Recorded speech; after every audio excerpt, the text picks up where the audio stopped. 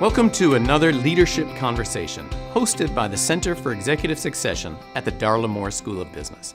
I'm your host, Anthony Nyberg, and today we are speaking with Skip Spriggs. Skip is the President and CEO of the Executive Leadership Council, the preeminent membership organization for Black CEOs, boards of directors, and the senior-most executives at Fortune 1000 companies. Prior to this, Skip was a CHRO of TIAA, and before that, the CHRO of Boston Scientific.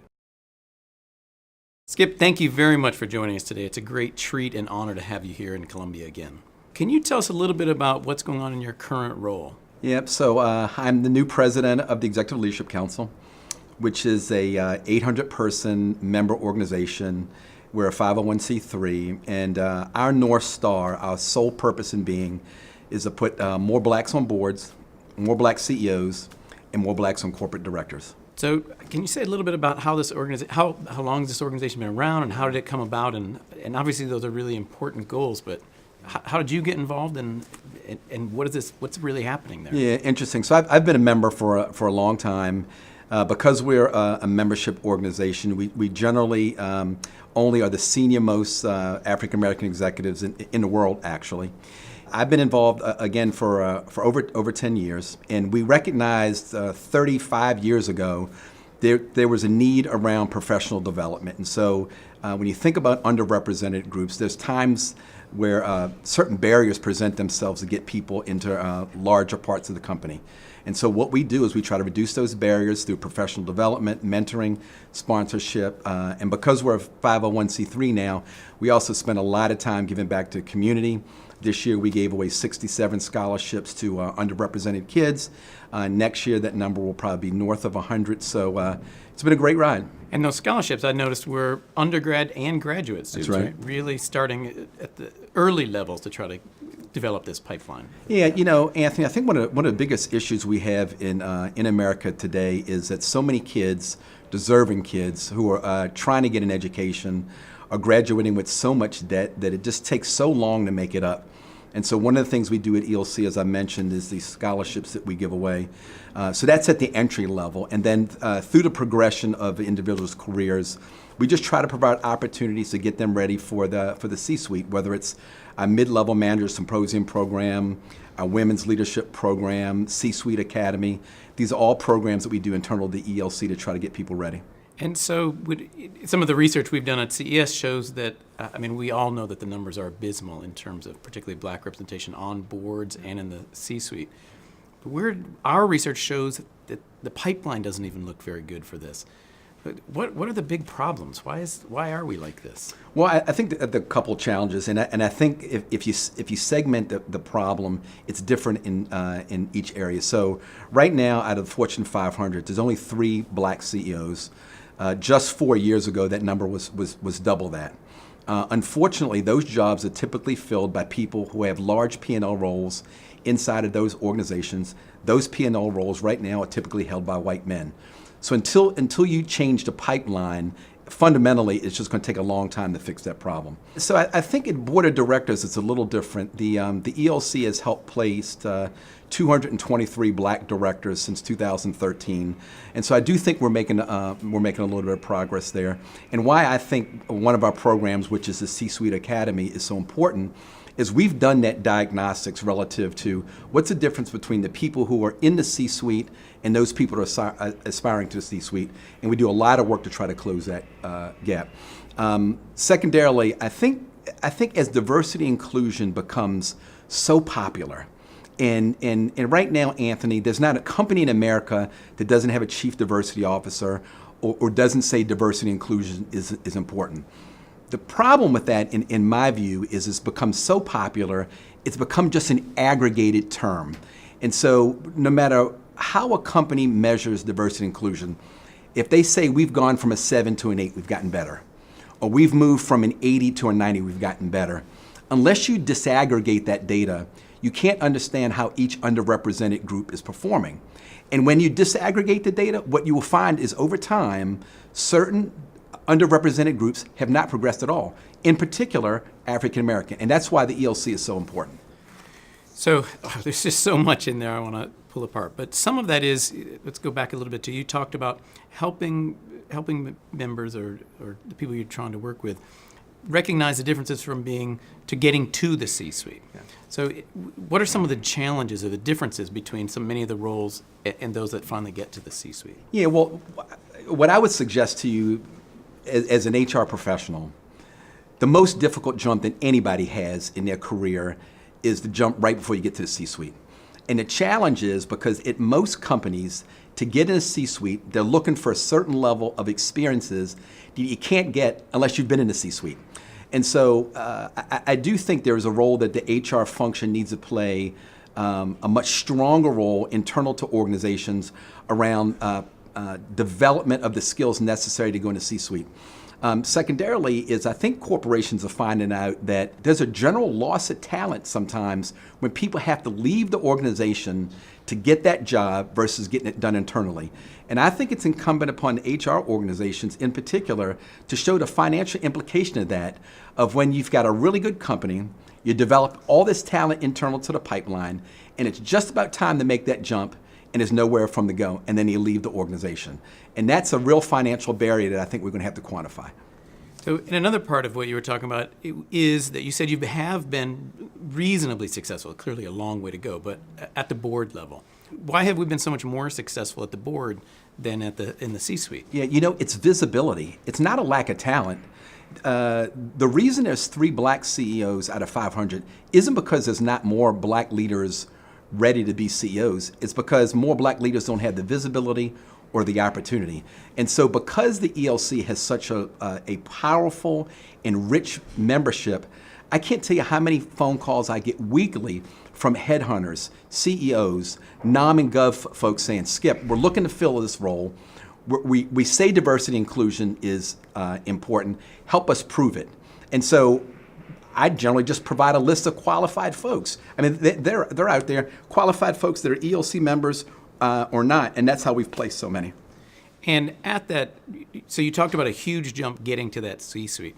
Is there a big jump for people that have not been on boards before, particularly publicly traded company boards, and being on the board? Does that require the same kind of education? There are a number of feeder grounds that can help you with board experience. Now, obviously, the biggest challenge with getting on a board is the right skill set. And what boards are doing right now is they're doing a skill matrix. And they'll say, okay, what do we need on our board? We need somebody with a financial background. We need somebody with a marketing, technology background. We want to put a millennial on the board. But one of the things we do at the ELC is we strongly encourage folks that are aspiring to be on boards to sit on nonprofit boards, sit on the higher education boards. Sit on, even if it's on your community board, so you learn parliamentary procedure, you learn governance. If I think about my career, being here on the advisory board at the Darla School, big deal for me. Being on the board for the Urban League, big deal for me. So I think that there's some things that you can do personally to kind of get you ready that in other instances it's a little hard to do. First, I'm so glad that we actually were able to help you in some way because you helped us continually. So thank you for all of that. So part of what ELC is doing is actually helping people understand the experiences that they need to do and to have before they can even be pulled into a board. Yeah. We have, again, we've got a number of programs. Probably the one that's most highlighted for boards is we have something called the CBI Initiative, which is the Corporate Board Initiative. And we run generally 35 to 40 people through a series of programming during the course of the year to get them ready. We get them governance training. We get them exposure to current boards. We have them spend time with CEOs. We give them mentors of people who are already on the board. So when our members have an opportunity to interview for a board seat, they've practiced, they've done their homework, they recognize where they fit on the continuum relative to the skills assessment for that particular board. Those are type things, little small nuances that really help you get ready to get selected. And help me understand, that is really unique, right? Most people don't go through some kind of formal training before they get on their first board. Is that correct? Yeah, well, what we recognize is that in order for us to level the playing field, we need to make sure our candidates are over ready. And that's why the ELC is so important, and that's why so many corporations help us with their funding, with our program development. What I would suggest to you is we've got such proven results that there's not many companies out there right now that aren't trying to work with the ELC to help improve their particular pipeline, but also change the face of corporate America. So help me a little bit, because it sounds like the people that you're helping train to be on boards are probably much better trained and ready to start on boards than many others. Yeah. So what are some of the challenges that occur to people that have not gone through that when they first start on a board? The biggest challenge about getting on a board is that most board searches, they say, are you already on a board? That's the first challenge you got to overcome. So you've got to overcome that you don't have to be on a board to be a good director. There are many C-suite executives who interact with boards all the time, their own board, nonprofit boards, higher ed, as we mentioned before, that bring a real unique skill set. And for those individuals, we help prepare them, both formally and informally. And the whole network of the ELC is really important, as I mentioned, around partnership, sponsorship, and mentorship. And so what are some of the challenges, separate from actually getting onto the board, when people first start on a board, if they haven't had this kind of training, what are some of the challenges they face? Well, one big challenge is understanding your fiduciary responsibility as a board member. If you haven't been on a board, you may not fully understand that. The second, especially given in this very litigious environment that we're in today, really understanding governance. And we spend a lot of time trying to get our board members understanding governance. Okay. What do the various committees do? What is the role of a board member versus management? What is the board's role versus a CEO? You know, one of the biggest challenges when you join a board is understanding what your role is versus management's board, and you know, not crossing those lines. And it's a good creative tension, but many folks don't necessarily understand that. And so I've heard that said a lot, that when you're on the board, it's sometimes hard for people that have come straight from managerial roles to recognize that they're not managing, they're governing. Yeah. So for example, you do a skills matrix and say that I want somebody with a financial background, and you hire somebody to be on your board as a CFO.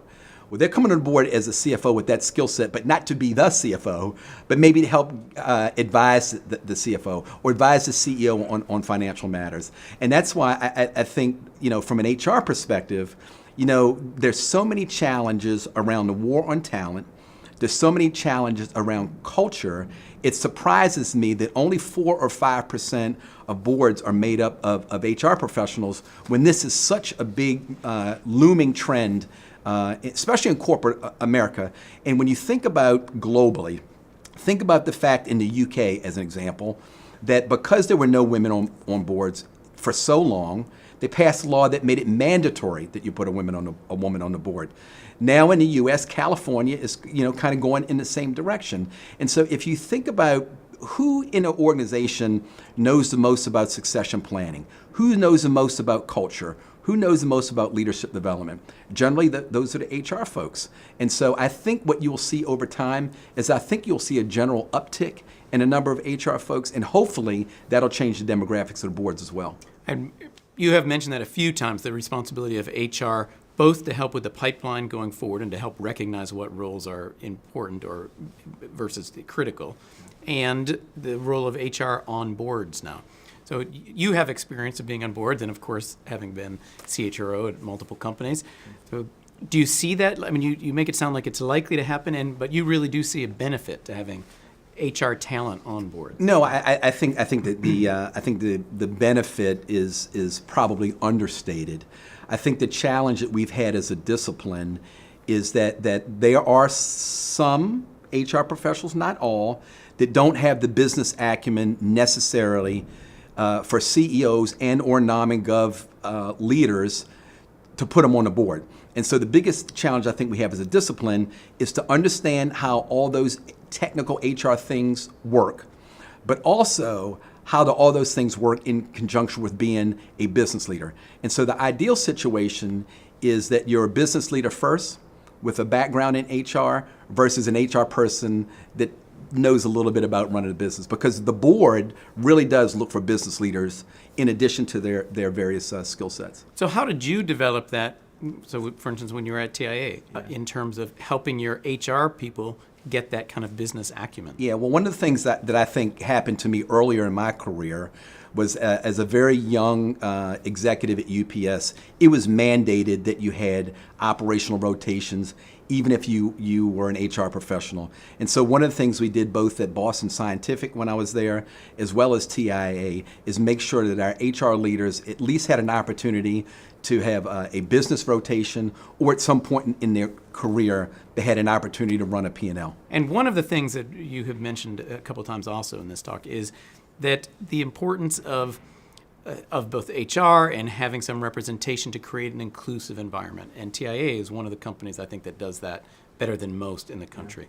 Can you say a little bit about what having a truly inclusive environment means? Yeah, what I would say to you is that the reason TIA has got such a diverse leadership team, and the reason why it has such an inclusive environment, is because it's planful. It doesn't happen on accident. And if a company really wants to make both diversity important and inclusion important, it has to be a part of the fabric. And I mentioned earlier about culture. And the easiest way to measure whether it's important or not is, do senior leaders have any of their compensation put at risk if they're not creating a diverse environment or not creating an inclusive environment? And one without the other is problematic. So just because you've got a diverse environment and maybe you're bringing diverse people into your organization, if you don't have an inclusive environment, you're likely losing them on the back end. And so the secret sauce is to be able to do both these things together. And Roger Ferguson, my former CEO, used to see this all the time. Diversity is about bringing people to the dance. Inclusion is about letting them dance on the dance floor in any kind of way they want to dance.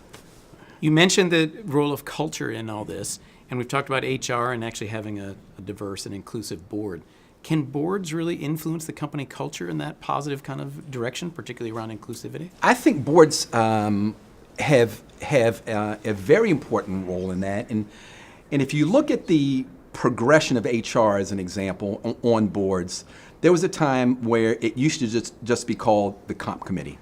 And that's kind of transitioned now, not just from comp committee, it's now in many places the HR committee, which includes those things around culture. And my guess is that this whole cultural thing may even move the HR committee into some sort of governance mode, because when you look at all the challenges of so many really, really good companies that are having problems around their culture, is because it hasn't gone all the way up to the board level. And boards that are really keen on this are asking questions around the culture. How are people being moved through the organizations? How are decisions being made? Are the values just stated, or are they actually lived? And can you measure the values? And the measured values, are they in fact having the right impact on the culture? Skip, once again, it's always such a great treat and honor to have you here. I always learn a lot from you, and I just love being around you. So thank you very much for coming. No, it's my pleasure. Thanks. You just listened to another leadership conversation. Skip Spriggs' story as a trailblazer throughout his career is truly remarkable. Today, Skip of the Executive Leadership Council shared his views regarding the value and suggestions for making boards more inclusive. Skip laid out strong arguments for why we must do more to create stronger boards with greater inclusivity. On behalf of all of us who are associated with the Master of Human Resources program and the Center for Executive Succession here at the University of South Carolina, thank you for joining us.